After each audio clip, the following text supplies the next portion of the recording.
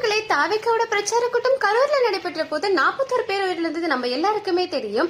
அந்த ஒரு சம்பவத்துக்கு அப்புறம் விஜய் அவர்கள் ஒரு மூவமே அரசியல்ல ரொம்ப கவனமா தான் எடுத்து வச்சுட்டு இருக்காரு. எல்லாரும் எப்படா மக்களை திரும்ப விஜய் அவர்கள் சந்திக்க வருவாங்கன்னு சொல்லிட்டு ஆவலா வெயிட் பண்ணிட்டு இருந்தோம். இந்த தடவை வந்துட்டாரு. ஆனா விஜய் அவர்கள் மக்களை தேடி வரல, மக்கள் தான் விஜய் அவர்களை தேடி போக போறோம். தலைவர் விஜய் அவர்கள் மக்களை தேடி வரும்போது அவருக்கு சில பல பிரச்சனைகள் வருது. அது வேணும்னு வருதா வேண்டாம வருதான்னு தெரியல. ஆனா எவ்வளவு பிரச்சனை வந்தாலும் கண்டிப்பா அது எல்லாத்தையுமே சமாளிச்சு 2026 கண்டிப்பா ஒரு மாறுதலை கொண்டு வருவோம். அதே தடவை பிரச்சாரம் உள்ளரங்க பிரச்சாரமா மாறப்போது. அதுல 2000 பேர் மட்டும்தான் அனுமதி. தாவேக்கா சார்பில் எல்லாத்துக்குமே ஒரு QR கோடு வழங்கப்பட்டிருக்கு. அந்த QR கோடு இருக்கவங்க மட்டும்தான் அந்த உள்ளரங்கத்துக்கு அனுமதிக்கப்படுறாங்க. அது மட்டும் இல்லாம பாதுகாப்புக்காக தமிழ்நாடு ஃபுல்லாவே 4000 பேர் தாவேக்கா சார்பில் பயிற்சி கொடுத்திருக்காங்க.